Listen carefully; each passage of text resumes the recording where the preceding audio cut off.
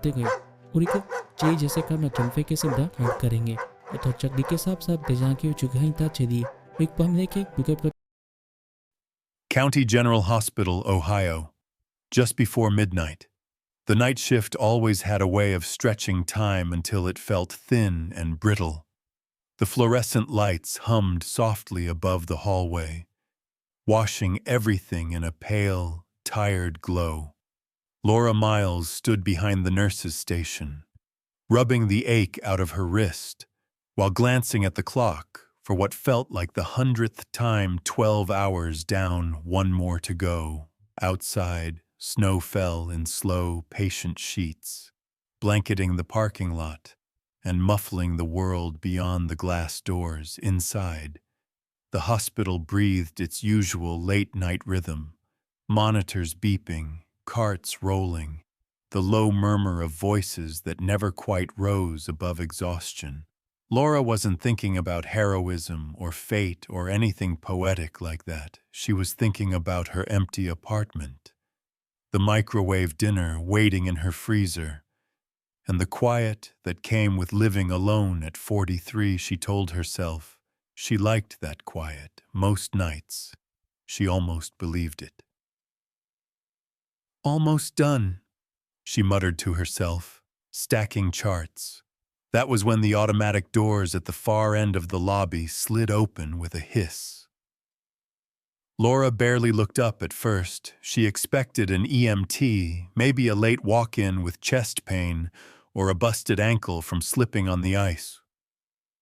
What she saw instead made her freeze mid-step. A German shepherd stood just inside the entrance. Big, broad-shouldered police K9, unmistakably so. His dark coat was soaked through with melting snow and streaked with mud. One of his back legs trembled as he shifted his weight, leaving a faint smear of blood on the polished floor.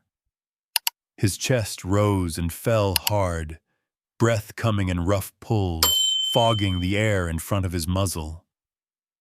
The lobby went quiet. A security guard near the door stared, his hand hovering uselessly near his radio. "What the hell?" he whispered. The dog didn't look at him, didn't look at anyone.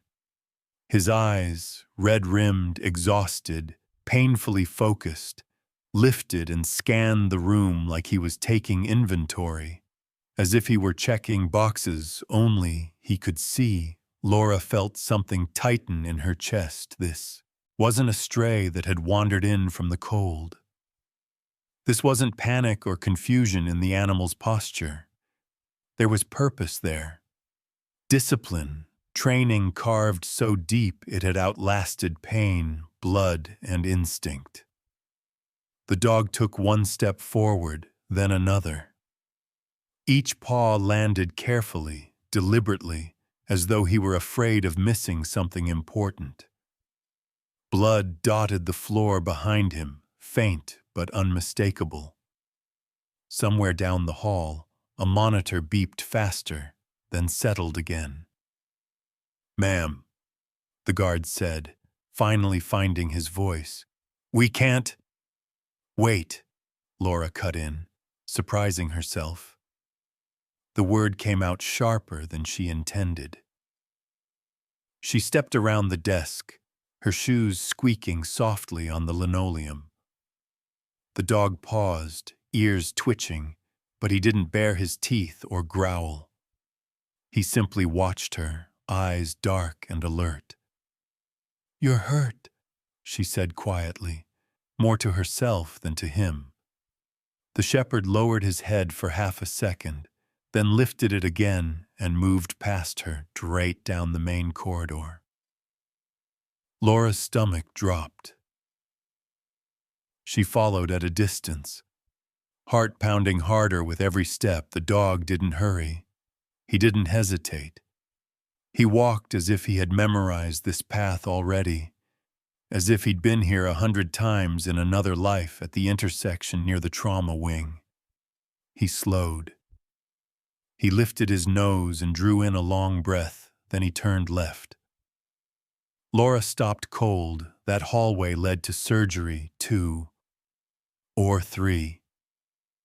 Her mouth went dry as a name surfaced in her mind, uninvited and unwelcome. Emily Carter, the shepherd, reached the door and sat down.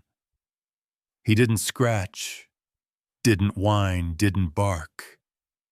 He simply sat, back straight despite the tremor running through his frame, eyes locked on the red light above the door that read, "In use." As if the rest of the hospital had ceased to exist, Laura felt it then. The shift, the moment the night tipped from routine into something else entirely, something no policy manual covered, something that had nothing to do with liability or infection control. "You came for her," she whispered. The dog didn't look away. He just stayed there, bleeding quietly onto the floor, waiting. "You can't leave that dog here." The voice came from behind Laura, sharp and edged with authority. She turned to see the night supervisor striding down the hall, clipboard tucked under one arm, irritation written plainly across her face. "This is a hospital," the woman continued. "Not a kennel."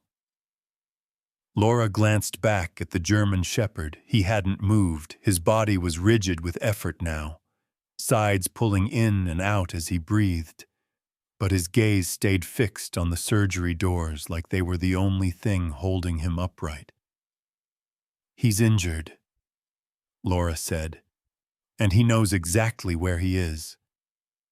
"That doesn't matter," the supervisor replied. "There are rules."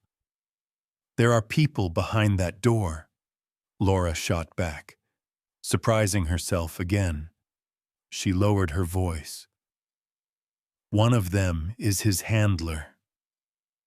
The supervisor hesitated, just for a beat. Before she could respond, the security guard jogged up, glancing nervously between the dog and the red in use light.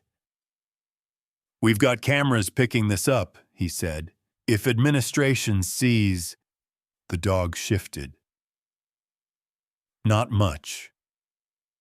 Just enough to tell everyone he was still there, still conscious, still choosing to stay. He rose slowly, favoring his back leg, and took a single step forward, then another. He lowered his head and inhaled deeply, nose skimming the air, the floor, the door frame. Snowmelt dripped from his fur, leaving small dark crescents on the tile. "He's tracking," Laura murmured. "What?" the guard asked. "He's following a scent," she said. "That's not wandering. That's work." The shepherd moved again, this time pacing a short line in front of the doors, as if drawing an invisible boundary. His nails clicked softly against the floor. He stopped, turned once and sat again, precisely where he'd been before, like he'd confirmed what he already knew. The supervisor exhaled through her nose. "Whose dog is this?" "I don't know," Laura said honestly. "But whoever trained him did it right." From down the hall, a doctor pushed, through the double doors, peeling off gloves. "What's going on out here?" he asked, eyes flicking immediately to the dog. "Sir, we're trying to remove an animal from the supervisor began. "That animal," the doctor interrupted, "belongs to Officer Emily Carter." The name landed hard in the quiet. "She came in about an hour ago," he continued. "Gunshot wound to the abdomen. Chase went bad. She lost a lot of blood." Laura felt her chest tighten. "How bad?" The doctor hesitated. "We're doing everything we can." The shepherd's ears snapped forward. He stood so abruptly that Laura flinched, half expecting a snarl, a lunge, something feral. Instead, he pressed closer to the doors, chest nearly touching the glass, and let out a low, breathy sound from deep in his throat. Not a bark, a plea. The doctor swallowed. "That's her K9, he said quietly. "Name's Ranger."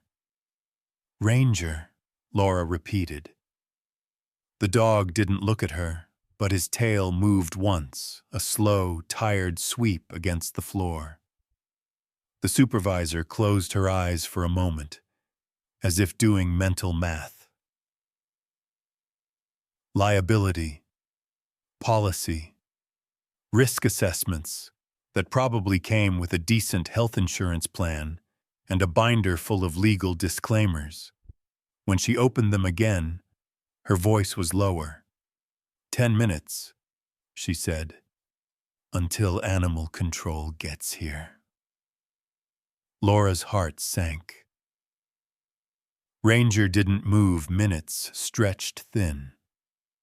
A nurse passed with a cart, slowing when she saw the dog. Another stopped entirely, resting a hand over her mouth. No one spoke. The usual sounds of the hospital, the overhead pages, the ringing phones, seemed to soften around that small stretch of hallway. Laura crouched a few feet away, careful not to crowd him. "You've been through worse than this, haven't you?" she said quietly. Ranger's breathing hitched. He licked his lips, then leaned forward just enough that his nose brushed the door. Behind it, machines hummed, lives balanced on numbers and screens, and hands that worked fast and prayed. Faster, footsteps echoed from the far end of the hall. A man in a worn leather jacket approached, badge clipped to his belt. His hair was graying at the temples, his face drawn tight with worry and fatigue. He stopped short when he saw the dog. "Well, I'll be damned," he said softly. Ranger turned his head for the first time since entering the hospital. His focus shifted. "Easy, boy," the man said, kneeling slowly despite the stiffness in his knees. "It's me, Detective Mark Reynolds." Ranger let out a low sound. Not fear, not aggression. Recognition. Mark looked up at Laura. "He shouldn't be here," he said. "But if he walked in on his own, that means she didn't make it far without him." "What do you mean?" Laura asked. Oshk's jaw tightened. "Ranger doesn't break formation, not unless something's wrong." Behind the glass, the red light stayed on, and Ranger, bleeding and exhausted and utterly alone, stayed exactly where he was. Behind the sealed doors of OR3, time moved differently. Emily Carter lay beneath blinding surgical lights, her body a map of controlled chaos. Tubes, wires, hands moving fast and sure. Blood loss had turned her skin a pale, almost gray shade, and the steady beep of the monitor told a story no one in the room wanted to hear out loud.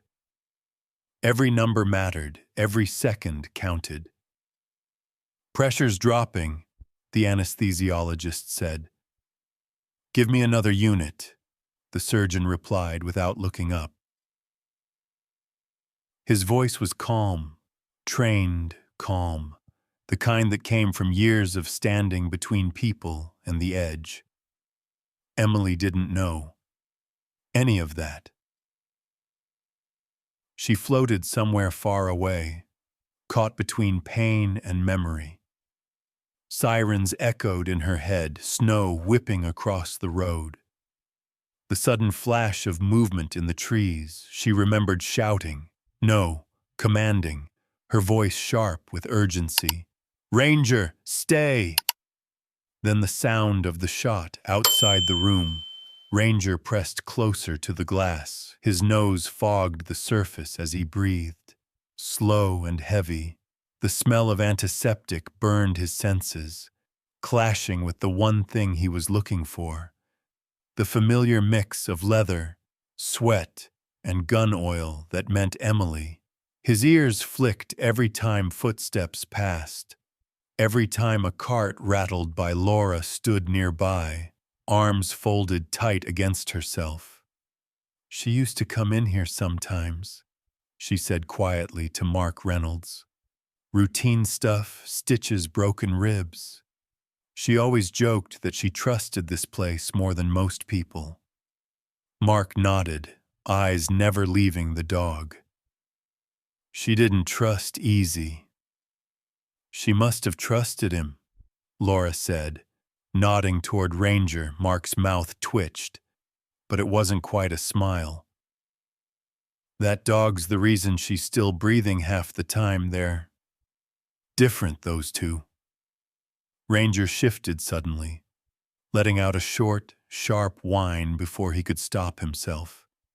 His nails scraped against the tile as he stood, muscles tensing despite the pain in his leg. Inside the OR, the monitor stuttered. "Hold on," the surgeon said. "I'm losing her." Laura felt the words hit her like a physical blow. Her knees went weak and she reached out blindly, fingers brushing the cold wall for support. Ranger's body went rigid. He leaned forward, forehead resting against the door now, breath coming faster. A low sound built in his chest, not loud, not aggressive, but deep and raw. It vibrated through him like a warning pulled straight from instinct. Mark straightened. "What's wrong?" he asked. Laura didn't answer. She was watching Ranger's eyes. They weren't wild, they weren't afraid. They were focused, as if he could feel the numbers dropping on the other side of the glass, inside, hands pressed harder. Voices sharpened, someone called out, times and doses. The room filled with urgency, with that razor-thin line between control and loss. Then, just as suddenly, the monitor steadied, one beat, then another. The tension didn't vanish, but it shifted, like a storm easing just enough to let you breathe. Outside, Ranger's sound cut off mid-breath. He stood there for a long moment, chest heaving, then slowly, carefully, he sat back down. His head lowered, just an inch, like he'd spent something precious and had nothing left to give Laura. Realized she was crying only when she felt the wetness on her cheek. "Good boy," she whispered, unsure why she said it. Unsure if he even heard Mark let out a breath he'd clearly been holding. "You see that?" he murmured. "I did," Laura said. They stood in silence again, broken only by the soft rhythm of machines and the distant murmur of voices beyond the double doors. Minutes passed, maybe more. Finally, a nurse slipped out of OR3, pulling her mask down. Her eyes were tired, but there was something else there too. Cautious relief. "She's still critical," the nurse said quietly. "But she made it through the worst of it." Laura's legs nearly gave out. Mark nodded once. "Thank you." The nurse glanced down at Ranger, who hadn't moved, who still watched the door like it might disappear if he blinked. Her expression softened. "He's been here the whole time, hasn't he?" she asked. "Yes," Laura said. "He tracked her here." The nurse hesitated, then reached out and placed a folded blanket on the floor beside him. She's going to ICU, she said. If he stays quiet, I don't see the harm. Mark looked at Laura. Laura looked at Ranger.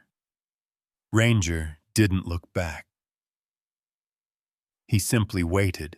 Animal control is on the way. The words landed in the hallway like a dropped tray. Sharp, loud, impossible to ignore. Laura looked up from where she stood beside the ICU doors.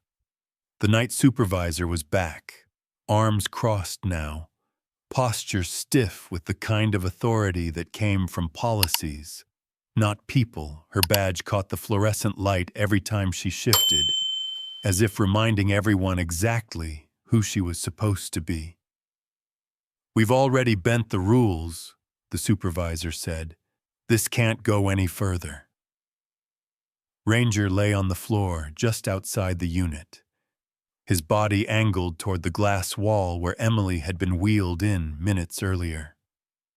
A thin hospital blanket covered part of his back, but his injured leg still stuck out, trembling faintly when the pain spiked. He hadn't looked up when the supervisor spoke.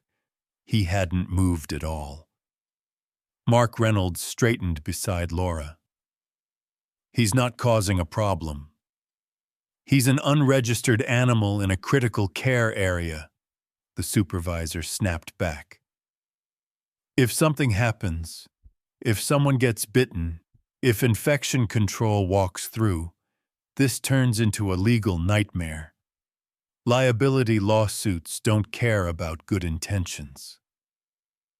Laura felt heat rise in her chest. She'd heard that word too many times in her career. Ability, always louder than compassion, always heavier than common sense. He tracked his handler here, Laura said, keeping her voice steady. He's injured, exhausted, and he hasn't made a sound. That's not the point, the supervisor replied. Rules exist for a reason. Behind the glass, a machine beeped, slow, deliberate. Emily's heart rate still there. Ranger's ears twitched. He lifted his head slightly, eyes locking onto the supervisor for the first time. There was no aggression in his gaze, no fear either, just awareness, as if he understood more than anyone wanted to admit. Mark took a step forward. You know Emily Carter? He asked. The supervisor hesitated. I know the chart. She's been shot twice in the line of duty, Mark said. Time was 300 melms. She's dragged people out of wrecked cars. She spent Christmas mornings breaking down doors instead of opening presents. That dog has been at her side for every mile of it. The supervisor exhaled sharply. This isn't about her record. This is about protocol. Laura couldn't stop herself anymore. Then where does humanity fit into protocol? She asked quietly. The hallway went still. A younger nurse paused nearby, pretending to adjust a supply cart. An older orderly slowed his steps, listening without looking. Everyone felt it.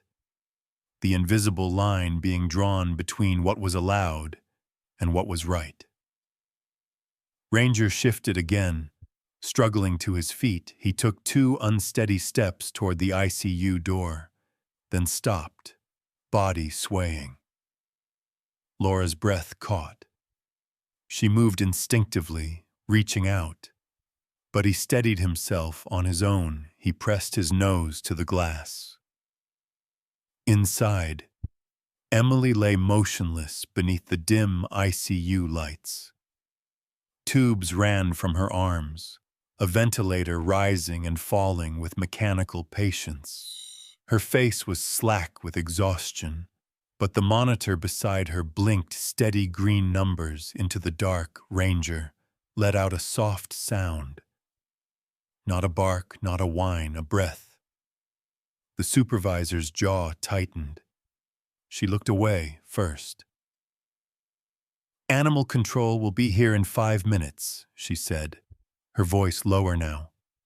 After that, this is out of my hands. 5 minutes. Laura felt something inside her settle into place, a decision she didn't remember making, but knew she'd live with either way. She stepped closer to Ranger and crouched beside him. Hey, she murmured, careful not to touch his injuries. You did your job, you got her here. Ranger turned his head just enough to look at her. His eyes were glassy with pain, but still sharp, still present. I know, Laura whispered. You're not done yet. Mark glanced between Laura and the supervisor.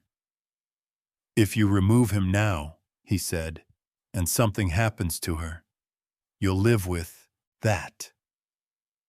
The supervisor closed her eyes. When she opened them again, there was something different there, tired human. I'll give you 10 more minutes, she said. That's all I can do. Laura nodded, thank you. The supervisor walked away quickly, like she didn't trust herself to stay. Ranger eased back down onto the floor. Every movement measured. Laura stayed beside him, back against the wall, listening to the soft rhythm of machines and distant footsteps. She realized, dimly, that this was the first time all night she hadn't been counting minutes until the end of her shift. 5 minutes passed, then 10. Animal control never came. No one said why. Later, Laura would tell herself, it was because the call got delayed or paperwork got lost. Or maybe someone higher up made a quiet decision they'd never put in writing. But in that moment, all that mattered was this: Ranger stayed, and Emily's heart kept beating. What do you think is more important in situations like this? 1. Absolute rules. 2. Compassion. Or 3. A balance between the two. Comment 1, 2, or 3 below. The elevator doors opened with a dull chime, and Detective Mark Reynolds stepped out onto the ICU floor. He moved slowly, not because he was tired, though he was, but because the place demanded it. The ICU had its own gravity. Voices dropped without anyone asking. Shoes softened their steps, even breathing felt like it should be quieter. Mark had spent 27 years on the force. He'd walked through crime scenes that smelled like smoke and blood, stood in courtrooms where lives were picked apart word by word, and knocked on doors no one ever wanted opened. But hospitals still unsettled him. They were where control ended and waiting began. He spotted Ranger immediately. The German shepherd lay near the glass wall, blanket half slipped from his shoulders, head resting on his front paws. His eyes lifted the moment Mark approached, sharp despite the exhaustion dragging at his body. Hey, partner, Mark said softly, kneeling with a grunt. His bad knee protested, but he ignored it. You always did hate sitting still. Ranger's tail moved once, just once. Mark studied him more closely now. The rawness of the pads on his paws, the dried blood along his flank. This dog hadn't just run. He'd pushed past pain most men wouldn't stand through. Laura stood a few feet away, arms wrapped around herself. He tracked her, she said quietly, like she was still trying to convince herself it was real. From wherever it happened, straight here. Mark nodded. That sounds like him. You know him well? Laura asked. Well enough, Mark replied. He looked through the glass at Emily's still form. They've been partners for 5 years. You don't get that kind of bond by accident. Mark rose and walked to the nurse's station, lowering his voice. What do we know? Chase started near Route 17, Laura said. Call came in about an armed suspect. Emily went in first. Backup was delayed because of the weather. Mark's jaw tightened. Snow, always snow. Any word on the suspect? Nothing. Yet. Mark leaned his forearms on the counter, staring down at the chart, without really seeing it. Somewhere out there, a man was breathing free air, while Emily lay broken behind glass, and her K9 bled quietly on a hospital floor. That kind of math never sat right with him. Ranger shifted suddenly, letting out a low, uneasy sound. His ears flattened for half a second before snapping back up. Mark turned. What is it, boy? Ranger struggled to his feet and took a step toward the far end of the hall. Then another. He stopped, nostrils flaring, body tense like a wire pulled too tight. Laura felt her stomach drop. He's reacting to something. Mark followed Ranger's line of sight. A man stood near the elevator bank. Hoodie pulled low, hands buried deep in his pockets. He wasn't doing anything obvious, just standing there staring at his phone, but something about the way he held himself set Mark's instincts humming. Too still, too aware, Ranger growled. Not loud, not enough to cause a scene. Just a warning, deep and unmistakable. The man glanced up. For a split second, his eyes met Ranger's, and something flickered across his face. Recognition, fear.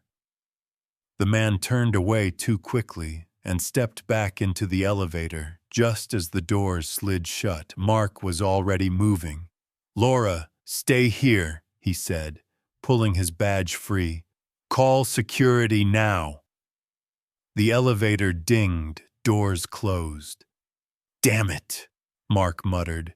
Ranger took 2 steps after it, then stopped, body shaking with effort. Laura rushed to his side.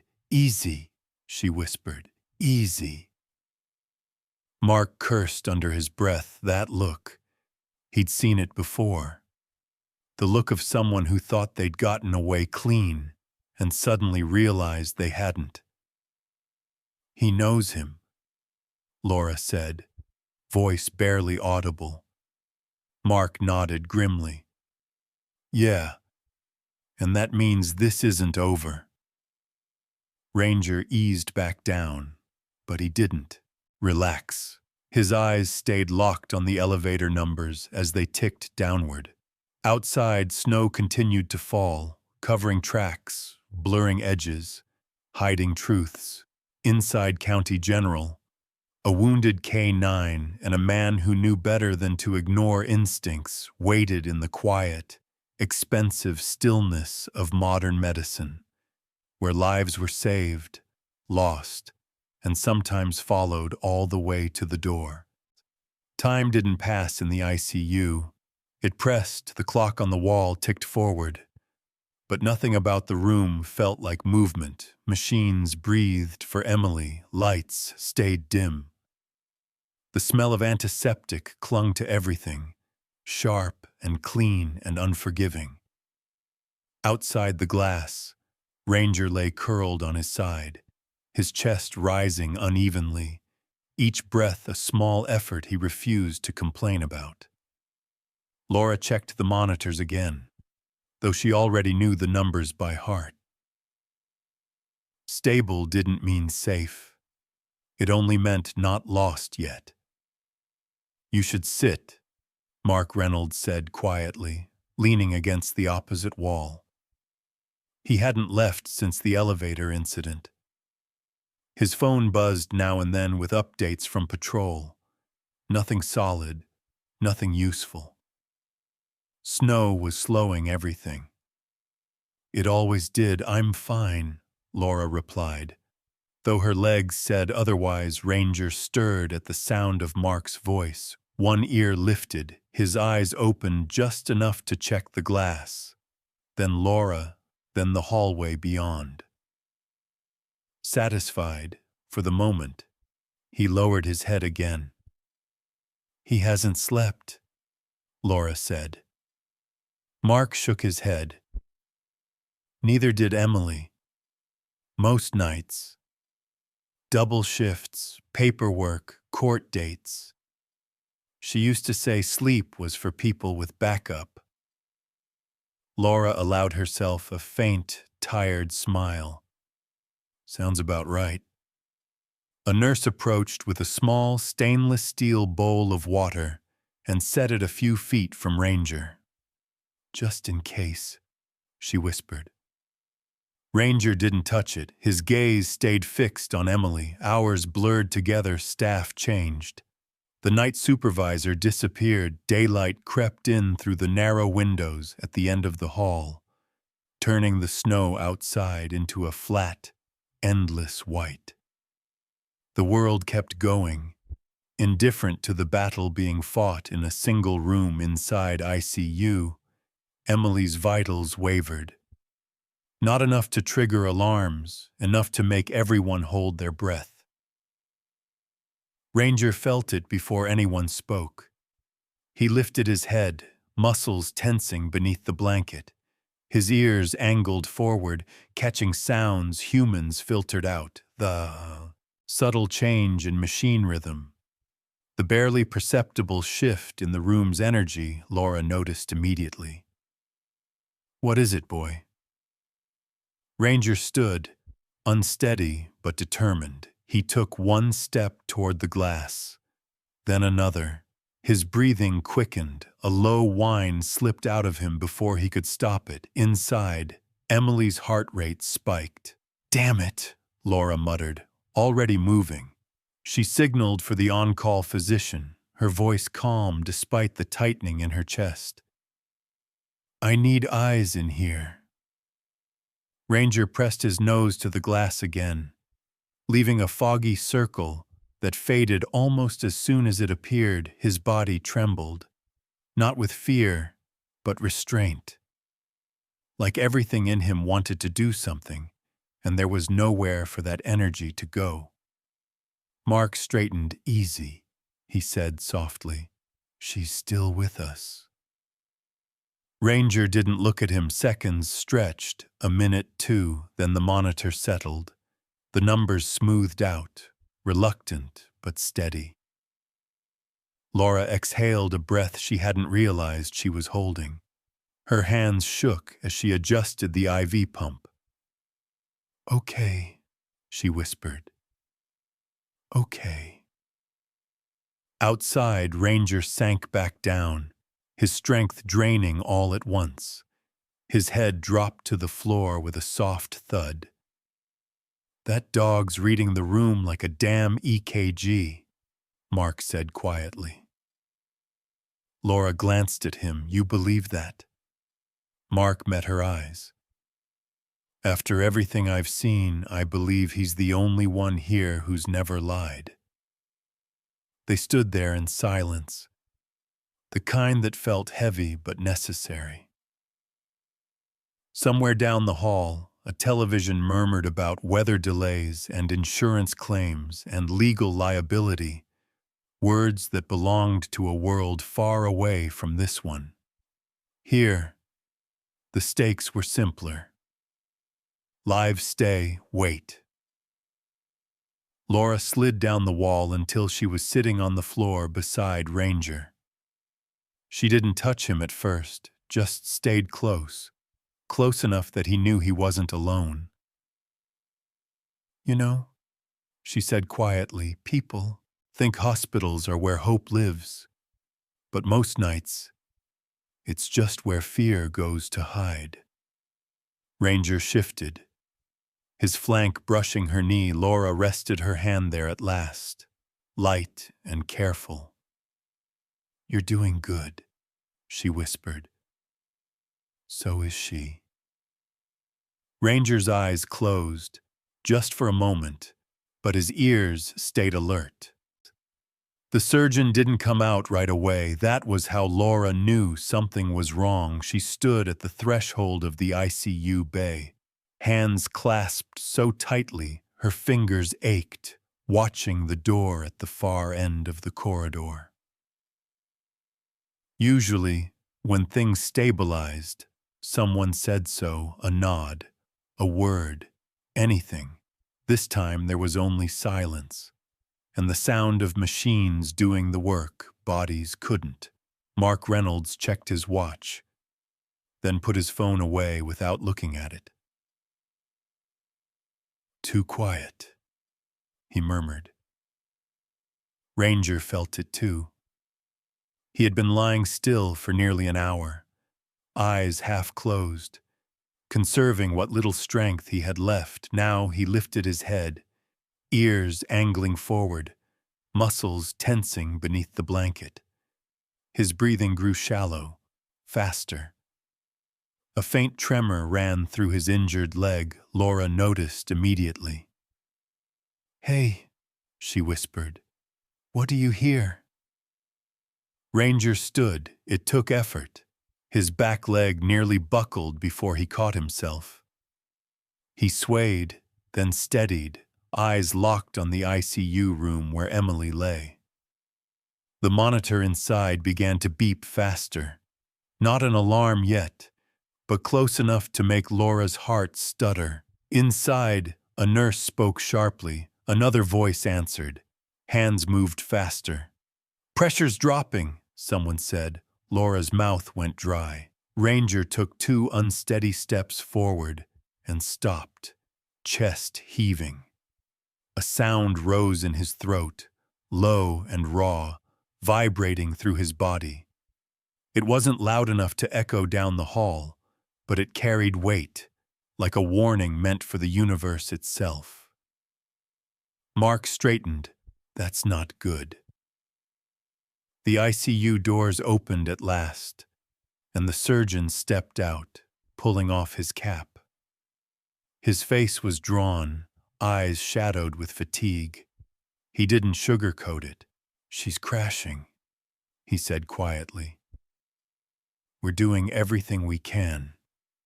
But if her heart stops..." He didn't finish the sentence. Laura felt the hallway tilt. She reached out, gripping the counter behind her to keep from falling. "How long?" she asked. "Minutes," the surgeon replied. "Maybe less." Ranger let out a short, sharp sound, half bark, half breath, and pressed forward until his nose touched the glass. His entire body shook now, pain and exhaustion fighting against instinct. Laura could see it written into every line of him. "Don't leave, don't leave, don't leave." Inside the room, Emily's heart rate dipped. The monitor's tone changed, lower, more urgent. "Come on," Laura whispered. "Come on."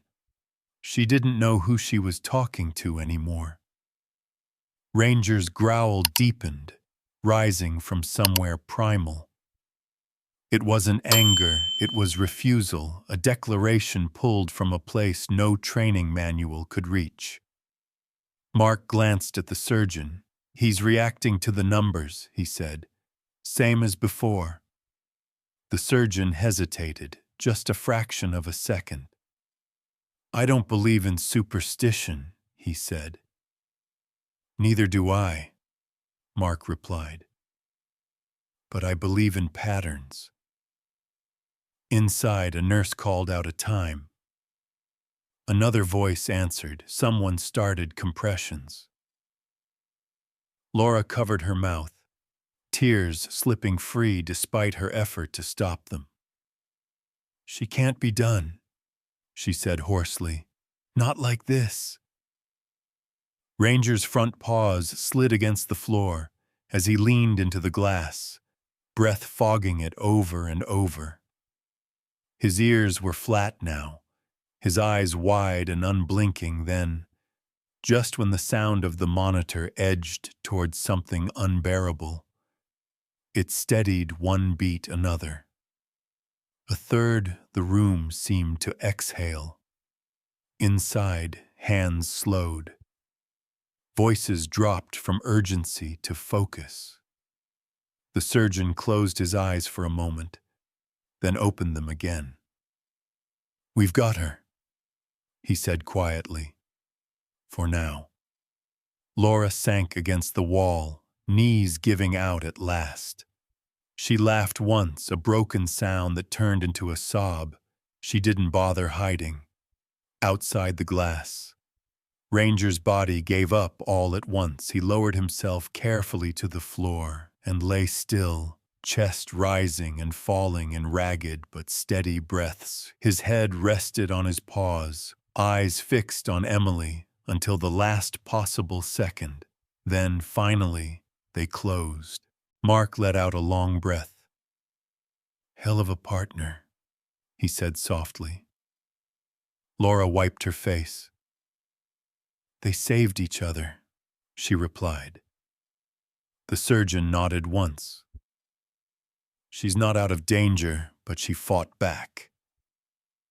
Ranger slept then, not deeply, not peacefully, but enough to keep going. Hope hadn't won. Morning arrived without ceremony. No sunrise spilled dramatically through windows, no hopeful music swelled, just a slow change in the color of the light, from gray to a tired pale blue, creeping along the ICU hallway, like it wasn't sure it was welcome. Emily Carter was still alive, but that was the only good news anyone could offer. Inside the room, machines continued their quiet, relentless work. The ventilator hissed. The heart monitor ticked out a rhythm that felt thinner now, fragile in a way Laura had learned to recognize over years on the floor, not crashing, not stable, hanging somewhere in between, where hope felt like a liability and certainty didn't exist. Laura stood at the glass, coffee untouched in her hand. She hadn't gone home. She hadn't even sat down properly.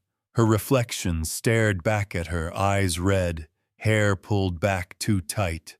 A woman who looked older than she had 12 hours ago. Behind her, Ranger lay curled on the floor, blanket slipping again from his shoulders. Sleep hadn't lasted long. It never did. His breathing was shallow, uneven, and every so often a muscle in his side twitched, sharp with pain he refused to acknowledge.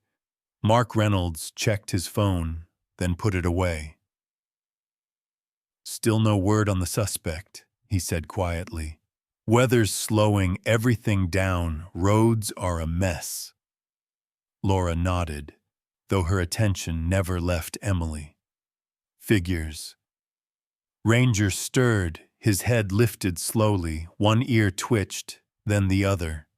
He pushed himself up on his front legs, favoring the injured one now more noticeably. Laura turned just in time to see his body tense, like a wire pulled tight. "What is it?" she asked inside the room. Emily's heart rate dipped, just enough to change the tone of the monitor. Laura felt it in her chest before she heard it. "No." She whispered, "No, no, no." The nurse at the bedside moved quickly, adjusting medication, calling out numbers. A doctor appeared, then another. Calm voices, practiced motions, but Laura saw the looks they exchanged, the ones that came when options were narrowing. Ranger struggled to his feet. He swayed, nearly falling before he caught himself against the wall. A soft, broken sound slipped from him, more breath than voice. He stepped closer to the glass, pressing his forehead against it, eyes wide now, frantic but focused. Inside, the monitor stuttered again. Mark straightened. "Laura." "I know," she said hoarsely. Her mind raced back through her own life.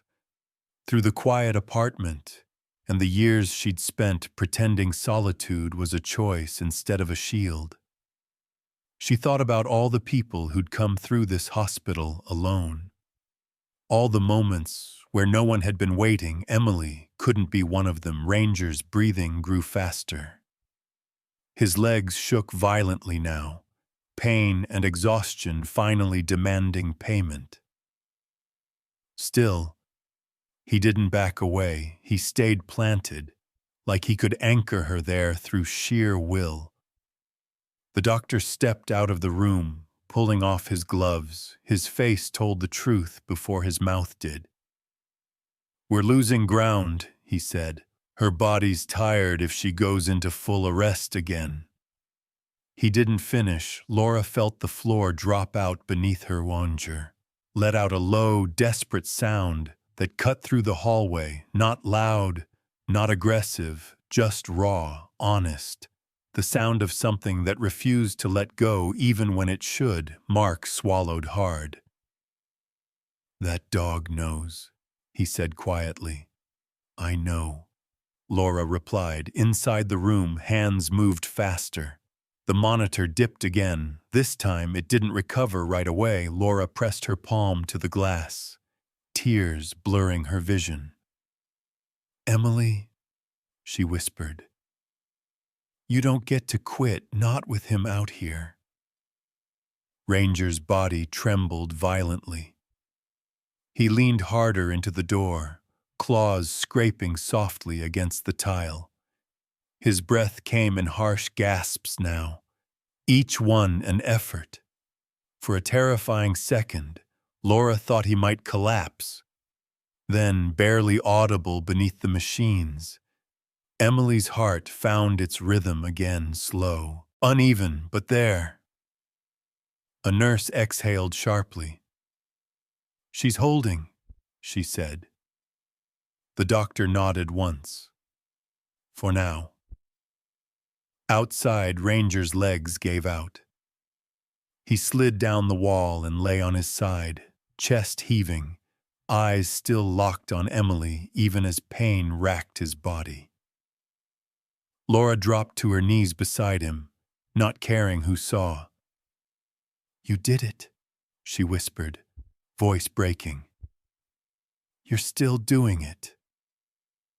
Ranger didn't respond. He didn't need to. The lowest point had passed. The hallway didn't celebrate.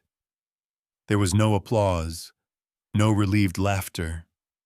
No one hugging anyone else. County General had seen too much to mistake a pause for a victory. What lingered after the alarms quieted was something heavier. An osterage, collective restraint. Like everyone was afraid to breathe too deeply and jinx what little ground had been regained. Inside the ICU, Emily Carter hovered in that narrow space between collapse and survival. The numbers on the monitor steadied into a fragile pattern, not strong enough to inspire confidence, but consistent enough to keep hands from rushing back in. The ventilator hissed, the IV pump clicked, time, cruel as ever, resumed its slow pressure. Outside the glass, Ranger lay on his side, eyes open. He should have been asleep. His body demanded it. Pain pulled at his leg with every small movement. Dried blood darkened the fur along his flank. Yet he remained awake, gaze fixed on Emily like a promise he refused to break. Laura knelt beside him, one hand resting lightly on his shoulder blade, careful not to press where it hurt. "You scared me," she said quietly, voice hoarse. "Both of you did." Ranger's ear flicked at the sound of her voice. He didn't look away from the room. Mark Reynolds stood a few steps back, phone pressed to his ear. "I don't care about the snow," he said into it. "I want eyes on every road out of Route 17. If he's still breathing, he's still moving." He hung up and exhaled slowly, rubbing a hand over his face. Years of cases told him this moment mattered. The suspect hadn't vanished. He was waiting or running. Either way, the night wasn't done with them yet. Inside the room, Emily's fingers twitched. It was subtle, so subtle that the nurse at her bedside nearly missed it, but Laura saw it through the glass and felt her heart jump into her throat. "Did you see that?" she whispered. The nurse leaned closer, eyes narrowing. "Emily," she said gently. Another twitch, slight but deliberate. The nurse straightened. "Doctor," she called out. "I need you." Ranger felt it before the words fully left her mouth. He pushed himself upright, a quiet grunt slipping from him as pain flared. Laura instinctively moved to steady him, but he shook her off with a small, stubborn motion and stepped closer to the glass. Inside, Emily's eyelids fluttered. The room seemed to lean in. "Emily," the nurse said again, louder now. "Can you hear me?" Emily's eyes opened just a fraction, not clear, not focused, but open. A sound caught in Laura's throat, half laugh, half sob. Ranger let out a low, breathy whine, tail tapping the floor once despite his exhaustion. His body trembled, but this time it wasn't from pain alone. It was release, the kind that came when you realized you hadn't been holding the line by yourself after all. The doctor stepped in quickly, assessing, adjusting, murmuring calm instructions. "She's responding," he said. "This is good. This is very good." Laura pressed her hand to her mouth, tears spilling freely now. "She heard him," she said. "I swear she did." Mark nodded once. "I don't doubt it." Emily's gaze drifted, unfocused, toward the glass. Her lips moved. No sound came out, but the effort was unmistakable. Ranger leaned closer, nose nearly touching the barrier between them. Emily's mouth formed a word. It took a second to understand it. "Ran-ger." The nurse sucked in a breath. "She's trying to speak." Ranger's ears perked fully now. He stood taller despite the pain, eyes bright and locked onto her face for the first time since he'd walked through those doors. Something like peace softened his posture. "You did it," Laura whispered again. "You brought her back." Emily's eyes closed, exhaustion claiming her just as quickly as consciousness had returned. But the monitor stayed steady, the rhythm held. The doctor stepped out moments later, a faint smile tugging at the corner of his mouth. "She's not out of the woods," he said, "but this was the turn her body's fighting again." Mark let out a breath that sounded like he'd been holding it all night.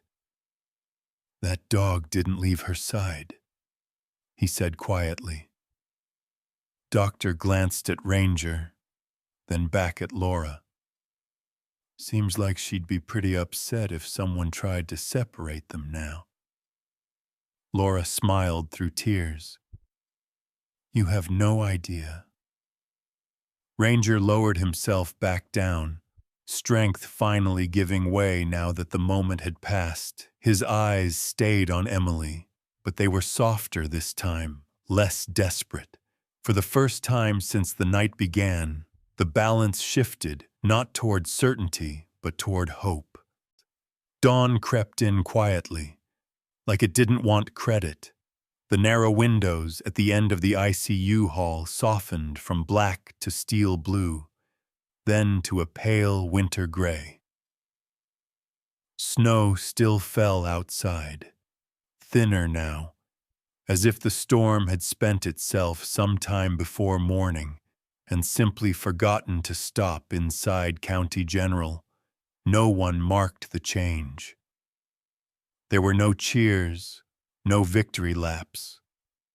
Just the steady work of people who knew better than to celebrate. Too soon, Emily Carter slept, not the drugged, hovering kind of unconsciousness from earlier, but something closer to rest. The ventilator settings had been eased back, her heart rate held steady, fragile but consistent.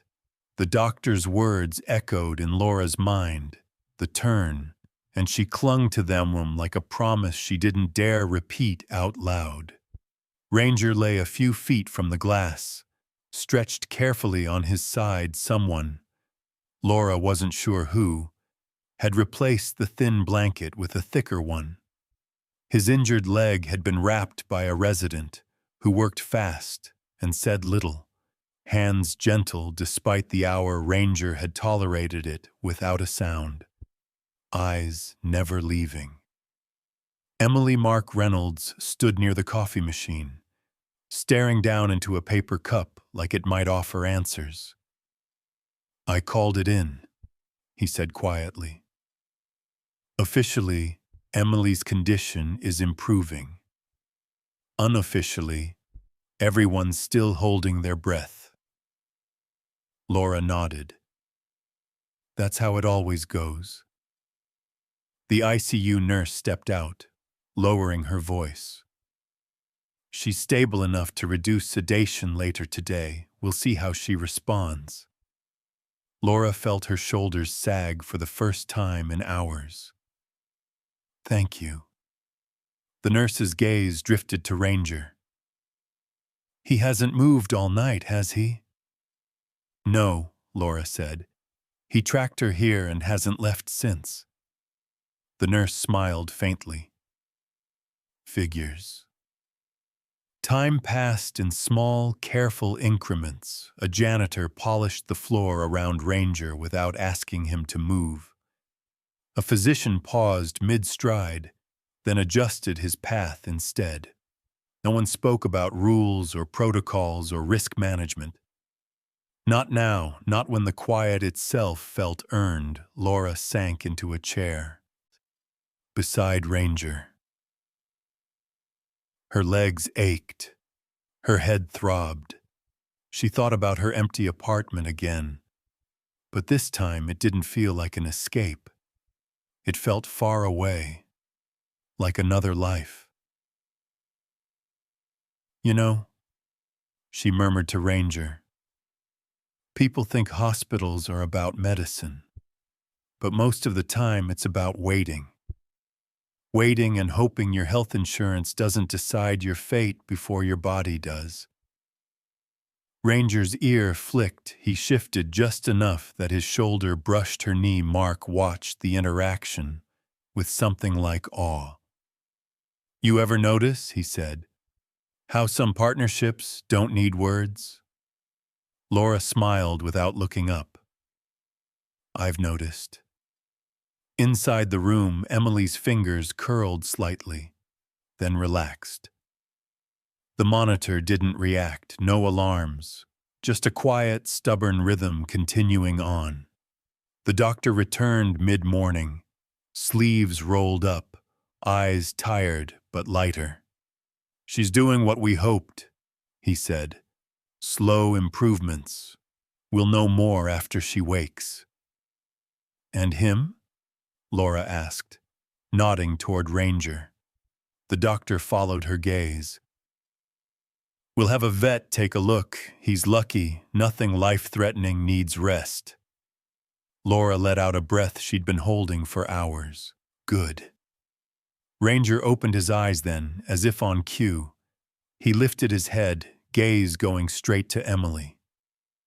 When nothing had changed, he settled again, content, at least for now, that she was still there, outside.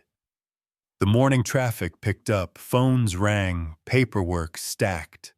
Somewhere in the building, A meeting about budgets and coverage limits and liability likely began without knowing what had happened on this floor overnight. Here, the miracle was quieter, a woman still breathing, a dog who refused to leave, and a handful of people who would remember this morning long after the snow melted. Emily woke to the sound of breathing that wasn't hers. At first, she thought it was the ventilator, steady, mechanical, impersonal. But then she realized there was another rhythm layered beneath it, slower, warmer, closer. A sound she recognized in her bones long before her mind caught up. Her eyelids felt like they weighed 100 pounds. When she finally managed to open them, the world swam in soft focus, white ceiling, dim lights, the faint ache everywhere. Like she'd been hit by exhaustion itself. She tried to move. Pain answered immediately. "Easy," a voice said, female calm. "You're safe." Emily turned her head just enough to see Laura standing at the foot of the bed, relief flooding her face so openly it almost hurt to look at. "You gave us a scare," Laura said gently. "But you're still here." Emily swallowed. Her throat was dry, raw. "Where?" The word barely made it past her lips. "County General," Laura replied. "ICU." Memory came back in sharp fragments, snow sirens. The sudden force in her abdomen that dropped her to the ground. She tensed, breath quickening. "Ranger," she whispered. Laura didn't answer right away. She just smiled. Emily followed her gaze beyond the glass wall. Stretched carefully on a blanket, like he belonged there, was Ranger. Her chest hitched. He was thinner than she remembered. Dirt still stained his coat in places, fur matted where blood had dried. One of his legs was wrapped in white bandage, but his head lifted the second her eyes found him, ears snapping forward, tail thumping weakly against the floor. "Hey, buddy," Emily breathed. Ranger struggled to his feet, wincing but determined. He took 2 careful steps toward the glass, eyes locked on her face. His entire body trembled, not from fear this time, but from something close to joy. Tears slipped from Emily's eyes without permission. "He found you," Laura said softly, "tracked you her, time 300 palms. Refused to leave." Emily closed her eyes for a moment, emotion crashing through her harder than any pain medication could soften. "Of course he did," she whispered. "He always does."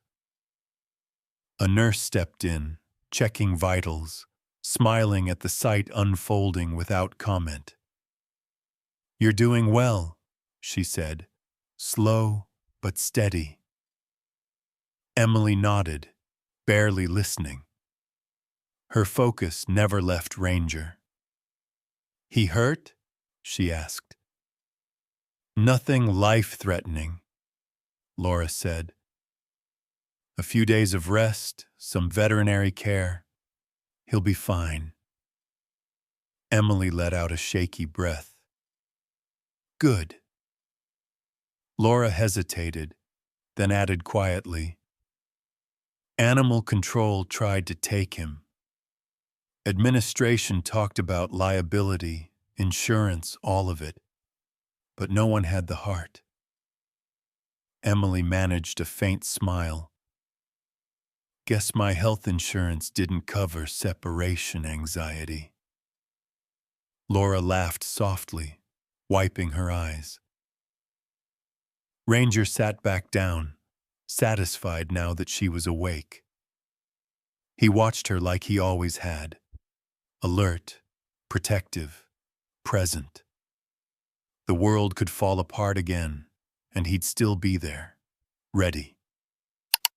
Mark Reynolds appeared in the doorway a few minutes later. "Welcome back," he said. "You picked a dramatic way to take time off." Emily's lips curved faintly. "Did we get him?" Mark's expression sobered. "Not yet, but we will." Emily nodded once. "Good." Silence settled again, this time softer. Earned Laura stepped closer to the bed. "You rest," she said. "You've got a long road ahead. Recovery isn't cheap and paperwork's worse than surgery." Emily closed her eyes, exhaustion finally pulling her under. "As long as he's here," she murmured, "I'll manage." Ranger lay back down, placing his head on his paws, eyes never leaving her. Outside the ICU, life resumed its normal pace. Bills would come, forms would be signed.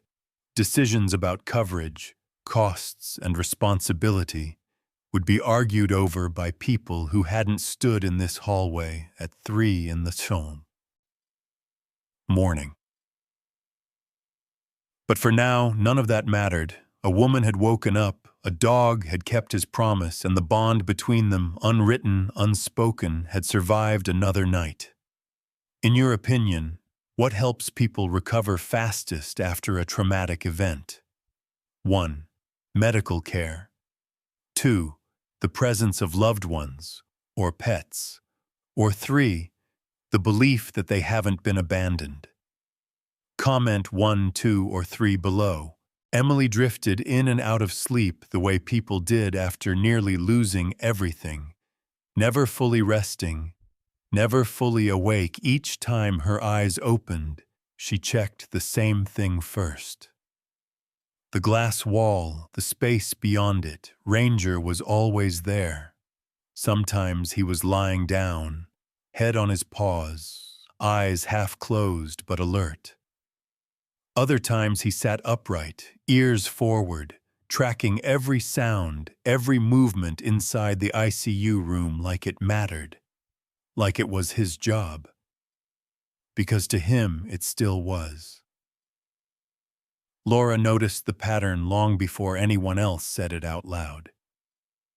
"He doesn't relax unless she's stable," she told Mark quietly. "And even then, barely." Mark nodded. "That's a working dog for you. Retirement doesn't flip a switch." A veterinarian arrived late that afternoon, a middle-aged man with kind eyes and steady hands. He examined Ranger right there in the hallway, kneeling on the cold floor without complaint. Ranger tolerated the prodding, the careful pressure along his ribs, the inspection of his bandaged leg. He didn't growl, didn't flinch. He just kept looking past the vet, through the glass, toward Emily. "She's his anchor," the vet said softly when he finished. "Take her away, and you'll see how bad he really is." Emily watched the exchange from her bed, chest tight, tears gathering faster than she could stop them. When the vet stepped away, she lifted her hand weakly, palm against the glass. Ranger saw it instantly. He stood, slow and deliberate, and pressed his nose to the same spot on the other side. For a moment, nothing existed between them but breath and memory and a pane of glass doing a terrible job of keeping anything apart. Laura turned away. She didn't want anyone to see her cry, not again, not after holding it together for 2 days straight. But some moments didn't ask permission. They just broke you open. "Hey," Mark said gently. "You okay?" Laura wiped her face with the back of her sleeve. "Yeah," she lied. Then she exhaled and corrected herself. "No, but it's a good kind of not okay." Inside the ICU, Emily's lips moved. "Ranger," she said again. Stronger this time. His tail thumped once. Then again, the nurse smiled as she adjusted the IV. "You've got a fan club," she said. Emily swallowed hard. "He saved me." The nurse didn't argue. She'd seen enough to know better. Later, when visiting hours technically ended, though no one enforced it, Laura pulled a chair closer to Emily's bed. "They'll want to move him eventually," she said carefully. "Administration, paperwork, liability, all that." Emily's jaw tightened. "They try," she said hoarsely, "and they'll have a problem." Laura smiled despite herself. "I figured you'd say that." Outside, Ranger shifted restlessly, a quiet whine slipping out before he caught it. Laura opened the door just enough to step into the hall. She crouched beside him, voice low. "She's okay," she said. "She's right there." Ranger leaned into her touch for the briefest second, then he pulled away and sat back down, eyes returning to Emily. No one said thank you. No one handed out medals or made speeches about bravery or loyalty. None of that mattered. What mattered was the silence that followed. The kind that didn't feel empty, but full of understanding, full of things that didn't need to be explained. Tears fell anyway, from Laura, from a nurse who paused too long at the doorway, from Emily herself, who let them come without shame, soaking into the pillow as Ranger watched, steady and unblinking. They weren't tears of fear anymore. They were tears of release, of knowing, without needing words, that some bonds didn't depend on paperwork or titles or rules. They just existed. And once you saw them, you couldn't unsee them. Ranger lay down again, exhaustion finally winning. His breathing slowed, his eyes closed. But only halfway, Emily watched him until sleep took her again. And for the first time since the night began, the hospital felt warmer. News didn't break the way people imagined it would. There were no flashing cameras outside County General, no reporters crowding the entrance, no headlines racing across screens. What happened on the ICU floor stayed where it belonged, held by a handful of people who had seen it with their own eyes and didn't feel the need to turn it into anything else. Emily's condition continued to improve, slowly, carefully. The doctors spoke in cautious language, full of if and as long as, but the tone had changed. Hope had weight now. It wasn't just something whispered to get through the night. Ranger noticed the difference. He didn't stand as often. He didn't press against the glass every time the monitor beeped. He still watched, always watched, but the sharp edge in his posture had softened. The war inside him was easing, one breath at a time. Laura walked him outside for the first time late that afternoon. The doors slid open, and cold air rushed in, clean and sharp. Snow crunched beneath Ranger's paws as he stepped onto the sidewalk, moving carefully, injured leg held just slightly off the ground. He paused, ears swiveling, scanning the parking lot like he expected trouble to jump out from behind a sedan. "You're okay," Laura said quietly. "She's safe." Ranger looked back at the building, at the windows, at the place he had chosen without hesitation. Then he followed her.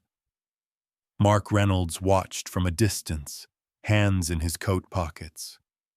"You know," he said when Laura returned, "most people won't ever hear this story." Laura shrugged. "That's fine." "Yeah," Mark agreed. Some things don't need an audience.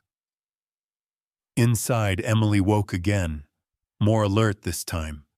The fog was lifting, pain was still there, sharp, demanding, but it was manageable. Real proof that she was still in her body. When she saw Ranger through the glass, standing a little farther back now, she smiled. "Come here," she said softly. They opened the door just enough. Ranger stepped inside, slow and respectful, as if he understood this was a privilege. He stopped. Beside her bed, careful not to bump anything, and rested his head gently near her hand. Emily's fingers curled into his fur, slipped down her face again, quieter this time. "I knew you'd come," she whispered. Ranger's tail moved once. That was all. Laura stood in the doorway, arms folded, heart full in a way she hadn't felt in years. She thought about how close everything had come to breaking, how easily this could have gone the other way. How thin the line was between before and after. Administration eventually came by. They spoke softly, asked questions, used words like protocol, coverage, and risk assessment. Someone mentioned insurance claims and liability concerns. Laura answered politely. Mark filled in what he could. Emily listened without much interest. When they finished, Emily looked up. "He stays," she said simply. There was a pause, then one of them nodded. "We'll make it work." Outside the room, Ranger settled back down, finally allowing his eyes to close fully. His breathing deepened. The tension that had held him upright for days loosened its grip. Emily watched him sleep for the first time since the shooting, since the sirens and the snow and the pain. She felt something like peace. Not because everything was fixed, not because the road ahead wouldn't be hard, but because she wasn't alone. Beyond the hospital doors, the world kept moving. Cars passed. People complained about the weather. Bills waited to be paid. Life, indifferent and relentless, carried on inside. Something quieter endured. A partnership that didn't need a headline. A loyalty that didn't ask permission. A story that would live on, not in news feeds or viral clips, but in the memories of those who had been there, who had seen what it meant to stay. Emily left County General on a gray afternoon that smelled faintly of melting snow and exhaust. There was no wheelchair parade, no applause from the staff lining the halls. Just a slow, careful walk down the corridor, her steps measured, her body still learning what it could and couldn't do. Each movement pulled at stitches and bruises she hadn't fully mapped yet. Recovery, the doctors had warned her, would be long. Physical therapy follow-ups, forms stacked higher than hope. The kind of road that tested patience more than courage. Ranger stayed close, not crowding, not pulling. Just there, half a step behind her left leg, the one she'd always favored on patrol. His gait was still uneven, the bandage on his leg hidden beneath a clean wrap, but his posture had changed. The sharp, coiled vigilance had softened into something steadier, protective without being desperate. Laura walked with them to the doors. "You're cleared to go," she said, then hesitated. "But take it slow." Emily smiled. "I don't know how to do that." "I figured," Laura said. She reached down and scratched Ranger gently behind the ears. You did good. Ranger leaned into her hand for a brief second, then straightened, eyes already tracking the outside world. Mark Reynolds held the door open. I'll check in, he said. About the suspect. About everything. Emily nodded. I know.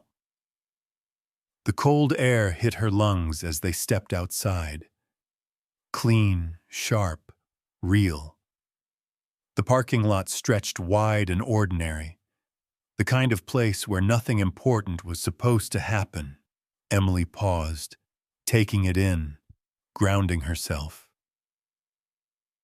She felt Ranger's shoulder brush her knee, steady as a promise. The drive home was quiet. Shirley's apartment was small, functional, exactly as she'd left it. Mail piled on the counter, a coffee mug still in the sink. The world hadn't noticed she'd almost disappeared from it. She lowered herself onto the couch with a careful breath, muscles protesting. Ranger circled once, twice, then lay down near her feet, positioning himself, so he could see both the door and her face. Habit, muscle memory. Love, disguised as routine. Emily rested her head back and closed her eyes. For the first time in days, there were no machines breathing for her. No monitors translating her survival into numbers. Just silence and the quiet sound of Ranger's breathing, slow and even. You didn't have to, she said softly, eyes still closed. Ranger lifted his head. I know, she continued. You never do.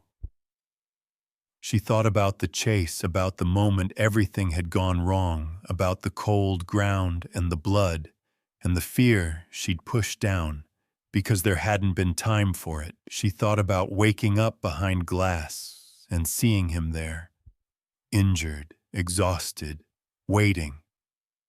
That image stayed later. A caseworker called paperwork temporary, leave workers' comp, medical coverage. Words that tried to make sense of pain by assigning it a number. Emily listened, answered what she could, ended the call without ceremony. Ranger watched her the entire time. When the phone went dark, she looked down at him.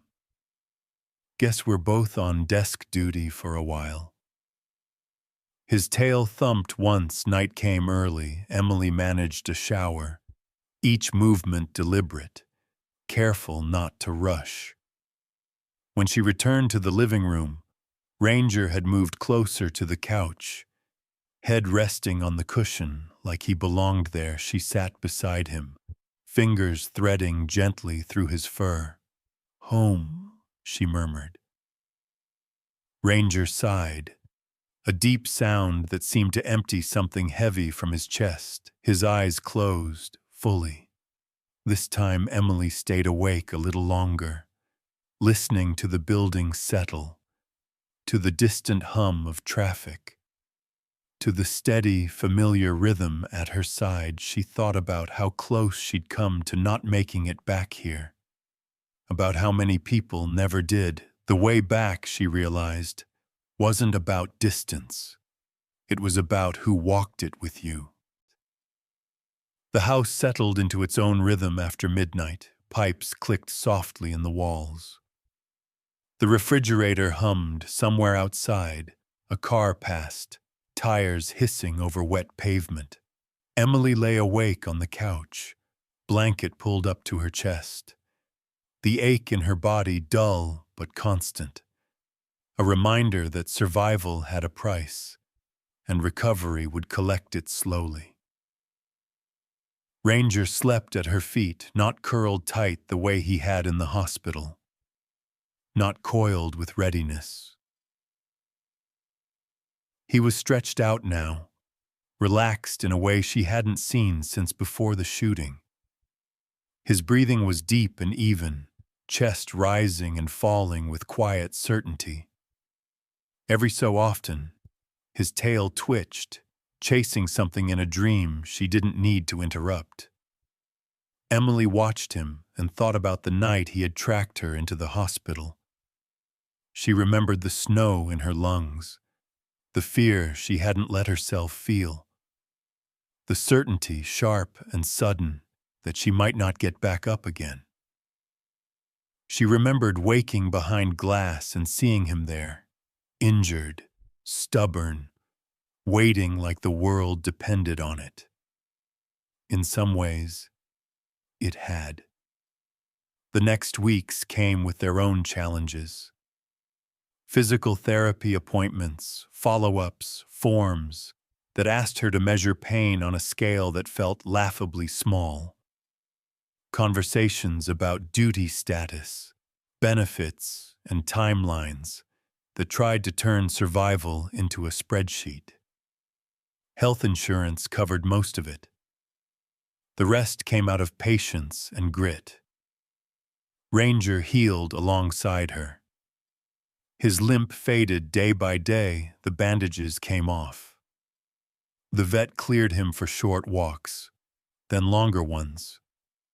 He stayed close, always close, not out of fear, but out of habit formed by loyalty and choice. Neighbors noticed, they'd pause on the sidewalk, smile, ask questions. That the K9? Heard about what happened? Emily nodded, answered politely, kept details minimal. Some stories didn't need to be retold to feel real. One afternoon, Laura stopped by.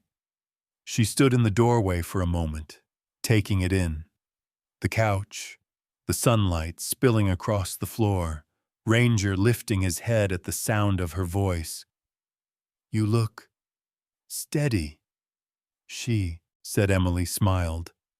"I feel earned." Laura laughed softly. "Administration wanted to send a letter, something official. Commendations, liability language." "And?" Emily asked. "I told them you'd probably frame it," Laura said. "Then use it as a coaster." Emily snorted. "Sounds right." Laura crouched to scratch Ranger behind the ears. "You know," she said, "I've worked in hospitals my whole adult life. I've seen miracles, I've seen losses, but I've never seen a place go that quiet for one bond." Ranger leaned into her hand, eyes half closed. That night, Emily took him out for a walk as the sun dipped low. The air smelled like cut grass and distant rain. They moved slowly, in step, not in a hurry to be anywhere else. When they reached the corner, Emily stopped and looked back at the house. "Home," she said again, testing the word. Ranger sat beside her, steady and present. Emily realized something then. Not with drama, not with tears, but with a calm certainty that settled deep. What had happened in that hospital wasn't about heroics or headlines. It wasn't about rules bent or protocols ignored. It was about a promise kept when no one was watching. A promise to stay sometimes. She knew hearts didn't melt all at once. Sometimes they softened quietly, piece by piece, until you realized you were standing in warmth you hadn't expected to find again. She rested her hand on Ranger's head. He looked up at her, eyes clear, trusting, unchanged by everything that had almost taken them both. "Ready?" she asked. Ranger stood.